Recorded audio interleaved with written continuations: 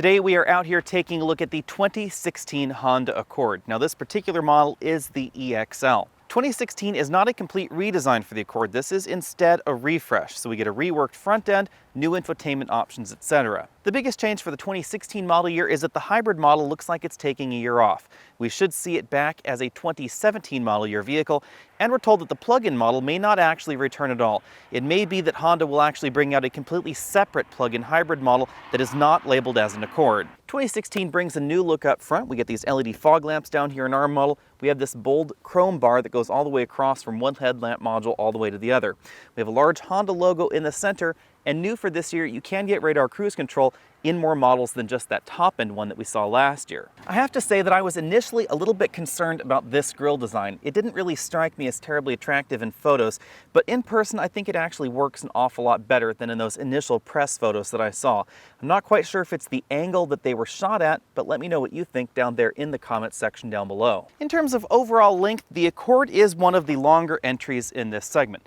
This is sort of between a Toyota Camry and a Toyota Avalon in terms of overall length, and it does show right back here in the rear passenger compartment, where we get a more accommodating rear end than most mid-size sedans. The accommodating rear passenger area, of course, has an awful lot to do with this rear profile we have back here. It's an awful lot less coupe-like than we see out of the Ford Fusion or the Chrysler 200. The 200, the Fusion, the Legacy, and a number of the other competitors out there have this roofline that really drops precipitously right here towards the rear, and that means you get an awful lot less headroom in the back. The rear end is lightly restyled for 2016. We have a large chrome strip right up here on the trunk lid. We have these tail lamps that have light modules that go all the way from the trunk over here onto the body. We have another chrome strip right down here and a single exhaust tip on our 4-cylinder model. The Honda Accord has long been one of the more restrained and elegant entries in this segment, and even though we have a more aggressive front end, I think that continues for 2016. Under the hood, we have the same two engines as last year. We have a 2.4-liter 4-cylinder direct injection engine, which is the one we're taking a look at here. This produces 185 horsepower in most trims, 189 if you get the sport trim. Torque comes in at 181 in most trims, and we bump that up to 182 in the sport trim. What's relatively unique in this segment is that this engine is mated by default to a 6-speed manual transmission in the LX, the Sport, and the EX model. The CVT is optional in all three of those models, and it's standard in the EXL. EXL V6 and Touring models get the 3.5-liter V6 engine, producing 278 horsepower and 252 pound-feet of torque. That engine is mated only to a 6-speed automatic. As you'd expect, fuel economy is best in the CVT-equipped model, coming in at 31 miles per gallon combined. If you get the Sport trim, then that drops down 1 mile per gallon down to 30 miles per gallon combined, because the Sport does get much wider tires. If you get the manual transmission, things drop a little further down to 27 miles per gallon combined, and the V6 comes in at 26 miles per gallon combined. Front seat comfort comes in at 9 out of 10 points. Our model has the 10-way power adjustable driver's seat with a 2-position lumbar support. Hondas in general have relatively aggressive lumbar supports, and that's something that I definitely prefer. However, if you don't, you may find some of the competition seats to be a little bit more comfortable. Top-end trims of the Chrysler 200 and the new Kia Optima do offer 4-way adjustable lumbar support to allow you to move that lumbar up and down in the seat. Now for me, that doesn't make too much of a difference because this is pretty perfectly placed. However, if you're shorter or taller than me, you may find that helpful. Now in terms of overall seat comfort, I think that these are just about equal with the current generation Nissan Altima, and those front seats in the Altima are very, very comfortable for my body shape. We also have a tilt telescopic steering column with a large range of motion. Where the Accord really excels over a wide variety of the competition is in the back seat, because many of the mid-sized sedans in the United States right now have very plummeting roof lines towards the back that really restricts headroom in the rear. Now you can still see some of that going on right here in the Accord because this roof line does dip towards the rear, but the ceiling in the back doesn't actually dip as far as it might look on the outside. It has a much more upright stance than some of those other mid-sized sedans. That means the seat bottom cushion is not as close to the floor as you'll find in some of them. And some manufacturers have to drop the seat as low as possible to try and compensate.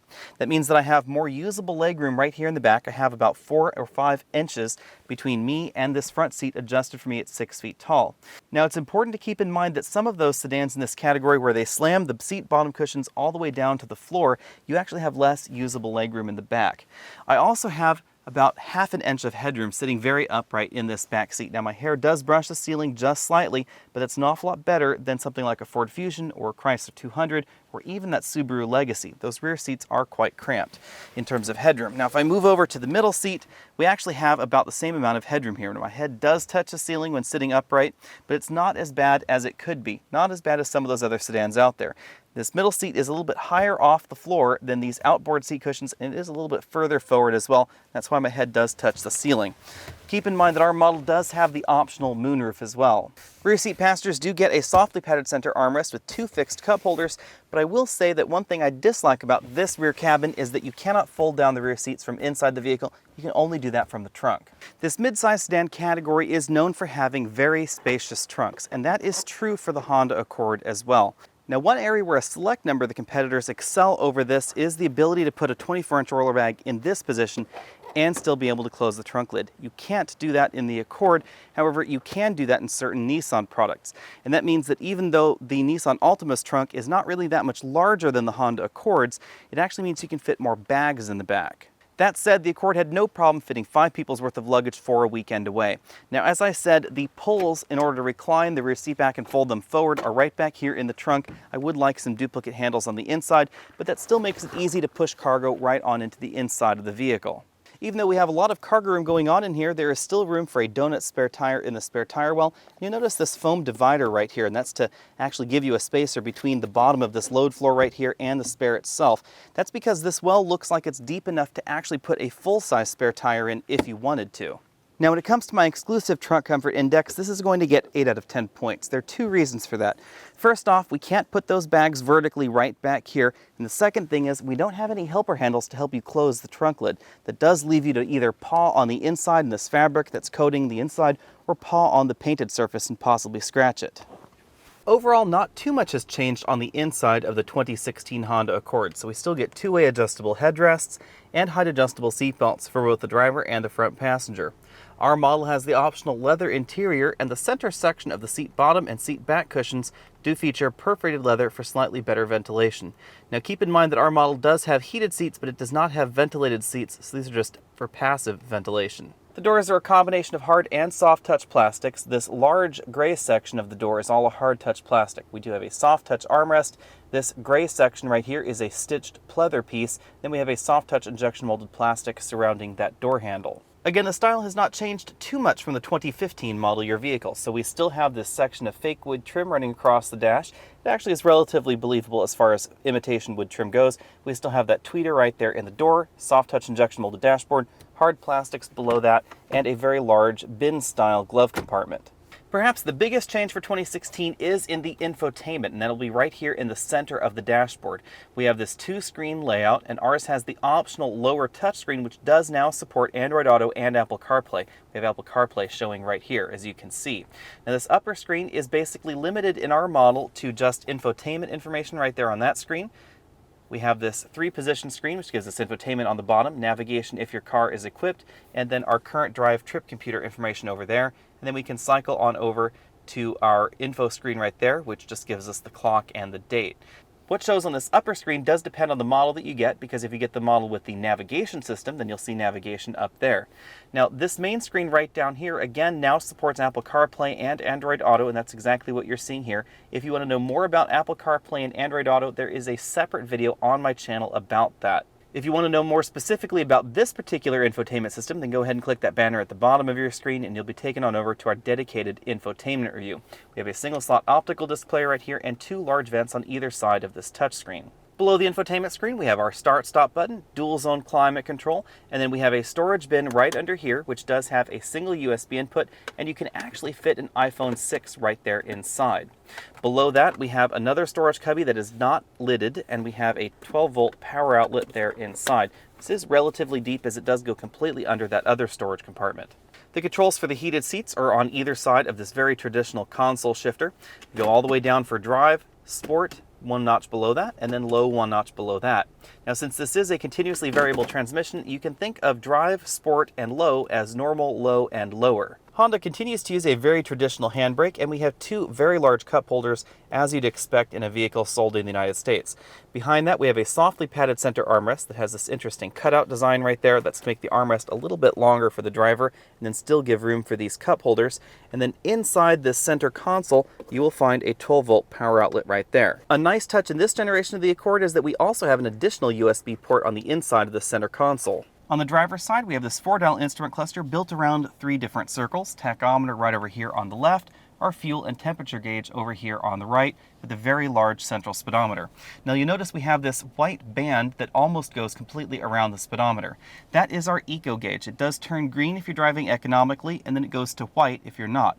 Obviously, being parked with the engine running isn't too economic, so it's not green at the moment. This central speedometer design is very attractive to my eye, and it reminds me an awful lot of Volvo designs from about 5 years ago or so. You'll notice that the needle for this speedometer dial does not come out of the center, because that's where we have this small LCD inside. This display is fairly simple. It gives us our trip computer, our oil life, and our range, along with an instant mile per gallon gauge right there, and the position of our transmission, sport, low, drive, etc., with a thermometer display below that. The steering wheel design is an attractive and softly padded 4-spoke design. We have some very small sport grips right above that section right there, cruise control buttons on the right, audio system controls on the left with dedicated phone hang-up and pickup buttons, and a voice command button at the bottom. Out on the road, acceleration in the CVT-equipped Accord is very respectable at 7.3 seconds from 0 to 60. That 7.3 seconds is very close to what we see out of the Nissan Altima at 7.1, and it is a little bit faster than we see out of most of the competition that uses a traditional automatic transmission with their naturally aspirated engines. CVTs tend to be a little bit more efficient both in terms of fuel economy and acceleration in certain circumstances, because they can bring the engine up to a very efficient or a very powerful output level and just let it hang out there. Of course, if you want the maximum in acceleration, that would be something like the Chrysler 200, which does go from 0 to 60 in a very quick 5.8 seconds with the V6 engine. Braking times depend really on which version of the Accord that you get. Because we are in the EXL model, which does not have the widest tires or the biggest brakes, this ran from 60 to 0 in 130 feet. That's fairly average in this particular segment. However, if you get the Sport model, then things drop down to 118 feet, which is very short for this segment. The big thing in the Accord is the tire size, because the base model starts with 205 width tires. The model that we have right here has 215 width tires. The widest tires available are the 235s that you find in both the Sport and the top-end V6 model. A lot of the competition will straddle this by giving us 225 width tires on a majority of models. However, the wider the tires in general, the lower the fuel economy will be, so it is a bit of a trade there. Wider tires obviously improve handling as well, but I'm still going to give even this model of the Accord an A. Even though these tires are a little bit narrower than some of the competition, we get more steering feedback in the Accord than we find in a lot of the competitors. The steering weight in the Accord is just about my ideal, and the steering is very accurate in this car. It's very easy to tell exactly what the front wheels are doing. Now on the downside, this generation of the Accord has left behind one thing that Honda has long been known for, which was their double wishbone front suspension. It had a little bit more of a refined feel than the McPherson struts that we're getting out of this suspension, and overall it also improved the contact patch on the ground, which also helped improve handling. Although the handling feel in the Mazda 6 is superior by a hair, I don't think the actual handling performance in the Mazda is actually that much better than the Accord here. I would even go so far as to say that the Accord Sport really does beat Mazda at their own game. When it comes to the ride, I'm going to give this a B+. You will find a slightly more plush ride in certain entries like a Chevy Malibu or certain versions of the Chrysler 200. However, overall, I think this is a very good compromise between ride and handling. Now, generally in this segment, ride and handling are two opposite ends of the same teeter-totter, and affecting one does affect the other. However, light curb weight really helps out a lot, and we see that both in this and the Nissan Altima, which are both relatively light mid-size sedans. By reducing curb weight, they've been able to give these vehicles slightly softer and more compliant suspensions without affecting handling too much. Cabin noise in this model came in at 69.5 decibels, which is a little bit above the last hybrid model that we tested, but it is still lower than most of the competition. This cabin is quieter than we find in the Camry, but not quite as quiet as we find in the CVT-equipped 4-cylinder Altima. Thanks to the CVT that we have in the Accord, fuel economy has been excellent during this week. We've been averaging between 31 and 32 miles per gallon in very mixed driving, which means this is the equal of the eco trims of the Sonata and the Optima, and right around the same as the Nissan Altima. The eco versions of those two sedans use a dual-clutch 7-speed automatic transaxle, and that 7-speed DCT is just not as smooth as a CVT that we get in this or the Altima, or a traditional automatic transmission.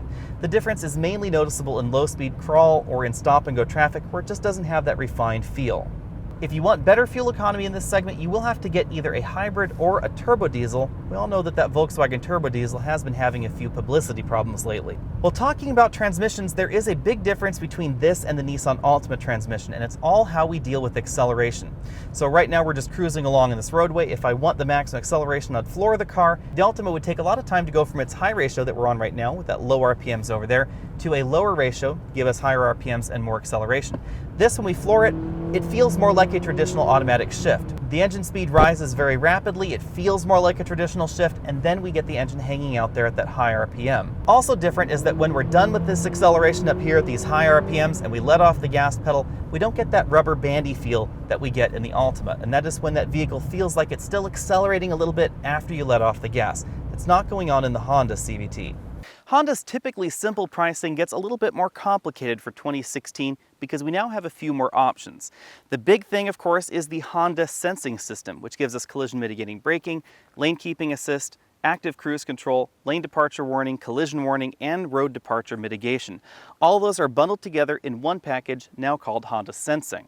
The big thing for 2016 is that HondaSensing package can be had even on the base LX model. The base Accord at $22,105 is relatively inexpensive for this category, but you have to keep in mind that Honda does remove a few things from that LX model to help keep prices low. Now the LX still has standard niceties like 2-zone automatic climate control, we have cruise control, and we get that standard 8-inch LCD up high in the dashboard. We don't get the touchscreen that we've seen in this particular model. However, there are a few things that are removed in order to keep the price low. Transmission starts out with that manual transmission. Now some people may find that to be a benefit, but other people may find that the 100% folding rear seat will be a little bit of a problem. You don't get the 60/40 model until you move up to the next version. For $22,905, you can get the CVT. That's a relatively small bump. Most automatic transmissions end up right around $1,000 to $1,500 as far as an option goes. This is only about $800.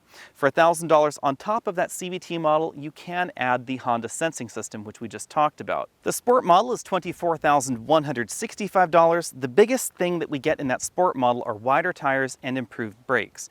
We also get a few niceties on the inside, like a leather-wrapped steering wheel and a 10-way power driver's seat. In addition, the LED fog lamps and the LED daytime running lamps that we're taking a look on this model are also standard over there on the Sport, as is that 60/40 folding rear seat back. Like the LX, you can add the CVT for $800, and you can add HondaSensing onto the CVT model for an extra $1,000. Then we get the EX model at $25,480. That adds things like XM satellite radio, the push-button start, the moonroof, as well as Apple CarPlay. Apple CarPlay and Android Auto are supported via that standard 7-inch touchscreen that goes below the 8-inch infotainment screen in this model. It's exactly what you're seeing in the dashboard of the model we've been taking a look at right here. Now the EX model still comes with that manual transmission standard, so that is quite unique in this segment, that you can get CarPlay and Android Auto and push-button start with the moonroof, but you can also still get that 6-speed manual. Again, the CVT is $800 extra, and HondaSensing adds $1,000. The automatic transmission is standard in the EXL model we've been taking a look at here. Again, it is that CVT. That, of course, gives us the power seats as well as the leather seats that we've been taking a look at. If you want to add Honda's active safety package to the EXL right here, our model does not have it. That adds $2,000. Now the reason it's more expensive in this model than in the others is because it brings with it Honda's factory navigation system as well. Now the base EXL model, of course, can navigate with Apple CarPlay or Android Auto, but this adds on top of that the factory navigation package, and you can't remove those two options. The top-end Touring model is $34,580, and it adds things like the LED headlamps that our model does not have, as well as heated rear seats and a few other niceties like automatic high beams. Now let's talk about the competition, because there is a bit of a price to be paid for the fuel economy, the style, and of course the performance that we get out of the Accord. Toyota's Camry realistically starts a little bit lower than this at $23,070. There's no manual transmission. That means the automatic is standard over there. Now over there on the Camry side, it is a little bit more boring. I don't find it quite as comfortable as this. It's not quite as exciting on the outside or on the inside. We don't get optional features available like Apple CarPlay or Android Auto. You also won't find anything along the lines of Honda Sense available over there in the Camry. That Honda Sense package is quite unique to this particular model. Now a number of the competitors do offer radar cruise cruise control, but they don't offer it as low as we get over here. Comparing this to something like Subaru's EyeSight system, the HondaSensing package is much more fully featured because it's not just radar cruise control and the collision mitigating braking system. Although the dynamics have improved greatly in the Camry over time, it's still not as much fun to drive as this particular model, and Honda does offer that really slick 6-speed manual transmission. There are a few similarities to the Camry, of course, with the Honda Accord. They're the two best-selling vehicles in this particular segment. They have both built reputations founded on reliability. The other thing they have in common is right back here behind the rear doors, because you actually can put adults in the back in comfort, and you can't do that in something like a Chrysler 200 or a Ford Fusion if the adults are about my height or so. There's just not enough headroom back there. Now, I haven't had a chance to drive the Nissan Altima for 2016 yet. Now, we will have a video on the 2016 Altima coming up in the next few weeks, so be sure and hit that subscribe button and stay tuned for that review. The 4-cylinder Nissan Altima is a little bit faster to 60 because its CVT has a broader ratio spread than we get out of this Honda transmission. However, the Honda transmission feels less like a CVT than it does in the Nissan. There are some definite similarities in the 2016 model because the Altima will now be coming with their complete safety package featuring radar cruise control and a number of those other systems, very much like HondaSensing that we get on this model. Now, depending on your body shape, you may find the Altima seats a little bit more comfortable than you find in this particular model, but I do find the back seats in the Accord to be a little bit more comfortable than the Nissan. Now, the Accord can have a V6, and that does separate this from some of the competition, but then the Camry and the Altima can also have V6s. And I have to say that as far as V6 models go, the Altima V6 is very impressive. Now, it does have a CVT still, just like the base model, so it's not going to be quite as sporty as the version of this right over here with the 6-speed automatic transmission. However, it does get absolutely incredible fuel economy. The Ford Fusion is all 4-cylinder, and it's mostly turbocharged, although there is a base naturally aspirated engine. Most of the engines you'll find on the dealer lots will be their turbocharged EcoBoost models. Now, the turbochargers have a positive impact on acceleration as well as feel out on the road. However, the fuel economy levels that we find over there in the Fusion, even in that small turbocharged version, are not as high as we find in the Altima, the Accord, or even the Sonata or the Optima with their most efficient engine options. Although the Fusion was one of the first vehicles in this segment to offer radar adaptive cruise control, you can't find it on models that are as inexpensive as you can over here on the Accord for 2016. There's also no direct corollary for all of the features that we find in that HondaSensing package. Now, on the positive sides for the Fusion, I think that it definitely has style going for it. I do like the exterior shape, especially that front grille, a little bit more than this Honda Accord. Chrysler's 200 is relatively unique in this segment because you can add things like all-wheel drive and real wood trim on the inside that you don't find in any of the competition. On the flip side, the 200 has a lot less rear passenger room right back here because of its overall profile, and I think that most versions don't handle or feel quite as well as this Honda Accord. Although you can get radar adaptive cruise control and self-parking over there in the 200, again, there is no direct corollary to the HondaSensing package. Kia's Optima and Hyundai Sonata have long been the value entries in this segment, but with the latest generations, the pricing has increased to the point where they're no longer as inexpensive as they used to be, and instead they're selling mainly on value. As a result, you will find more feature content for the same price over there in the Hyundai and the Kia than over here in the Honda. Hyundai and Kia both offer very long bumper-to-bumper and long powertrain warranties, and their reliability overall has greatly improved over the last few years. Now, on the downside, both of those vehicles use essentially the same engine family. The current Hyundai Kia drivetrains are not as efficient as the one we find right over here in the Honda Accord in most models. Now, that 2-liter turbocharged engine over there does get slightly better fuel economy in real-world driving than the V6 over here in the Accord, but most of the models out there on the market aren't going to be that turbo. Both Kia and Hyundai do offer a 1.6-liter turbocharged Eco model that is a little interesting, and it is very similar to what we find over there in the Ford Fusion. The small turbocharged engine in the Sonata and the Optima does get excellent fuel economy, but the options packages are very limited over there. The Sonata does allow you to have leather seats in that model, but the Optima does not. In addition, it uses a 7-speed dual-clutch transmission, not a CVT. And dual-clutch transmissions don't feel quite as smooth as either the CVT we find over here or a traditional automatic transmission. It's most notable in slow-and-go or stop-and-go traffic or when hill climbing, because DCTs do have troubles with low-speed crawl. When it comes to safety features, we do get radar adaptive cruise control in both of those models, and the Optima is now offering an autonomous braking system if you do get that radar adaptive cruise control. However, you won't find the full bundle of HondaSensing features over there in the Hyundai and the Kia, and you won't find that radar adaptive cruise control in the base models like you can opt for over here in the Honda. In this very tough battle, Hyundai and Kia both fight back with a lot of luxury high-end options that you can't find in the Honda, however. And that's because Honda has Acura, so if you want more luxury features than you'll find over here in the Honda Accord, Honda would love to sell you an Acura that would have those luxury features. The Honda, the Hyundai, and the Kia are the first 3 models in this segment to support Apple CarPlay and Android Auto. Honda beat them to it, of course, because this model has Apple CarPlay and Android Auto in it right now. The Kia Optima will have it very shortly. They haven't really said whether they will actually ship with that support or whether it will be coming shortly thereafter. Now, I have used it. There is a video on that on my channel, and it does work very well. Essentially the same as we find over here in the Honda. Same thing goes over there for that Hyundai Sonata. CarPlay and Android Auto support will be available very shortly in the Sonata, and that will also actually include 2015 model year vehicles that were purchased already. They can get that with a software update. My bottom line in this segment is that the Accord is a very solid entry still, but I am very sad that the Accord Hybrid has taken a hiatus this year. Now, we do expect it to return in 2017, although Honda has not confirmed that, so don't take my word on it yet. I would actually say that the Honda Accord comes in second for me in this category unless you value the rear seat accommodations, because I would put the Kia Optima and the Hyundai Sonata just one notch above this. Those for me tie in the number 1 slot. The main reason that I put especially the Kia Optima 1 slot above this has to do with its very long warranty and the fact that for the same price in this EXL model, you do get more features and functions over there in the Kia Optima. I also found its driver's seat to be a little bit more comfortable, and I found the exterior styling to be a little more pleasing to my eye. Be sure and let me know what you think down there in the comments section down below. One thing is for sure, it is very hard to go wrong with the Honda Accord, and I could very easily see myself driving one and living with one long term. Thanks for taking the time to check out this video. Be sure and check out those related videos there across the bottom, and I'll see you next week.